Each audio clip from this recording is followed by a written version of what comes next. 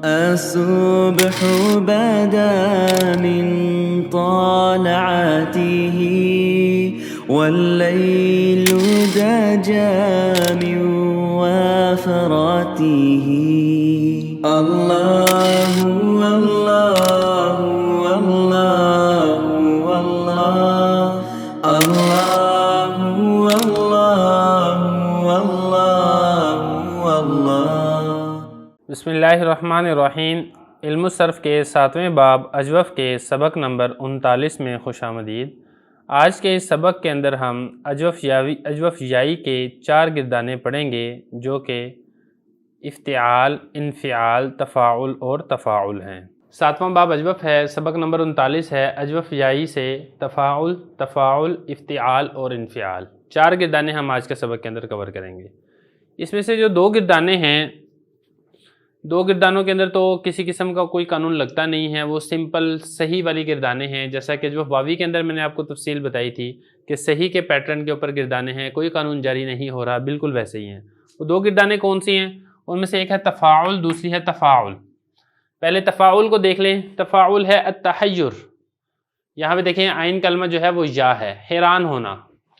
تو جس طریقے سے صحیح تھا تصرف یتصرف تصرفا فہو متصرف و تصرف یتصرف تصرفا فذاک متصرف، اسی طرح یہ ہے تحیر یتحیر تحیرا فہو متحیر و تحیر یتحیر تحیرا فذاک متحیر، لم یتحیر لم یتحیر، لا یتحیر لا یتحیر، لن یتحیر لن یتحیر۔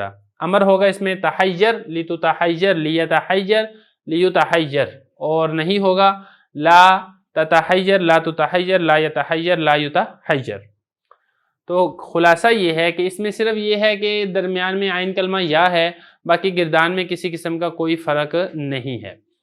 اگلی گردان آپ دیکھ لیں، اگلی گردان ہے تفاعل، جیسے التزاید، التزاید بروزن التفاعل۔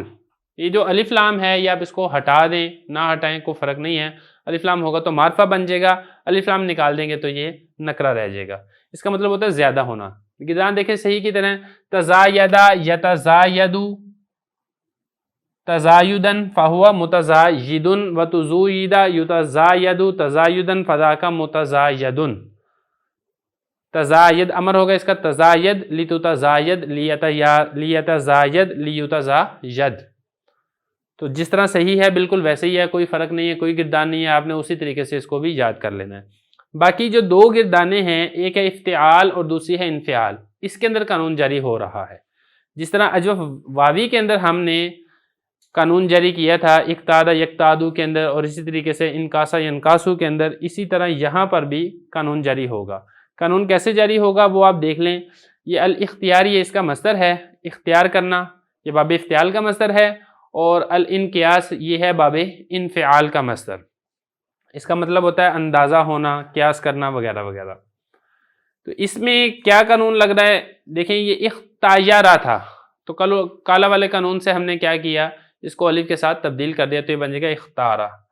اور یختارو، یختایرو تھا، تو یہاں پر آپ ایک چیز نوٹ کریں گے کہ یہاں پر ہم نے الف کے ساتھ تبدیل کیا ہے۔ یہ اجوف یائی کی جو دونوں گردانے ہیں، باب افتعال بھی اور باب انفعال بھی، ہم نے الف کے ساتھ تبدیل کیا، جس طرح اجوف واوی کے اندر ہم نے الف کے ساتھ تبدیل کیا تھا، کیونکہ یہاں پر پہلے سے ہی فتح ہے۔ جب فتح ہو تو میں یہ والی بات آپ کو کلیئر کر چکا ہوں، تو فتح کے مناسب الف ہوتا ہے، لہذا ہم نے الف کے ساتھ تبدیل کرنا ہے۔ یہ دیکھیں یختایرو تھا، تو جب یا کی حرکت کو ہم نے حذف کر دیا تو پھر یا سے پہلے جو تا تھا وہ تا کے اوپر فتح ہے، تو ہم نے یا کو فتح کی مناسبت سے الف سے تبدیل کر دیا، تو یہ بن جائے گا یختارو۔ اور اس میں ایک چیز کا اور آپ نے خیال رکھنا ہے، وہ ہے اسم فاعل۔ اسم فاعل ہو، اسم مفعول ہو، اسم ظرف ہو، یہ تینوں ایک ہی وزن کے اوپر آئیں گے، مفعال کے وزن پہ، لیکن جو فرق ہوگا اس کی تعلیل کے ذریعے سے۔ اب یہ دیکھیں اس کا جو آپ اسم فاعل دیکھیں گے تو وہ بھی مختارن ہے، اس کا اسم مفعول ہے وہ بھی مختارن ہے، اس کا اسم ظرف ہے وہ بھی مختارن ہے، لیکن جب آپ اس کی تعلیل کریں گے تو پھر ان تینوں میں فرق ہو جائے گا۔ جو اسم فاعل ہے مختارن، وہ اصل میں تھا مفتعلن، مختیرن تھا، مختیرن تھا۔ پھر یہاں پر ہم نے بالکل اسی طریقے سے یا کی حرکت کو ہم نے حذف کیا، اور تا کے اوپر فتح تھا، لہذا تا کی مناسبت سے ہم نے الف کے ساتھ تبدیل کر دیا، تو یہ بن جائے گا مختارن۔ لیکن جب آپ اس میں اسم مفعول بنائیں گے یا اسم ظرف بنائیں گے تو وہ تھا مختیرن، تو وہاں پر بھی ایسے ہی جب آپ نے یا کی حرکت حذف کر دی تو ما قبل فتح کی مناسبت سے آپ نے اس کو الف کے ساتھ تبدیل کر دینا ہے. بالکل ویسے ہی جہاں پہ اجوف واوی کے اندر بھی میں نے یہ والی بات آپ کو بتائی تھی کہ اسم فاعل اور اسم مفعول ان دونوں گردانوں میں ایک ہی وزن کے اوپر آتے ہیں، تعلیل سے فرق ہوتا ہے. اسی طرح اجوف یائی کے اندر بھی یہ دونوں گردانوں میں ایک ہی وزن سے آتے ہیں اور تعلیل سے فرق ہوتا ہے. امر دیکھیں، امر ہے اختر. امر کی تعلیل بھی میں آپ کو تھوڑی سی بتا دیتا ہوں. تو یہ دیکھیں، یہ تھا نا یختارو، غائب کا صیغہ تھا یختارو، اور مخاطب سے آپ نے بنانا ہے، مخاطب کا صیغہ ہے تختارو. تختارو سے جب آپ بنائیں گے آخر سے آپ نے ساکن کیا تو یہ بن جائے گا تختار.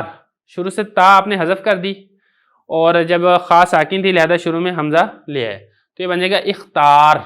اختار پھر التقاء ساکنین سے الف حذف ہو جائے گا تو یہ بچے گا اختر لتختر لیختر لیختر.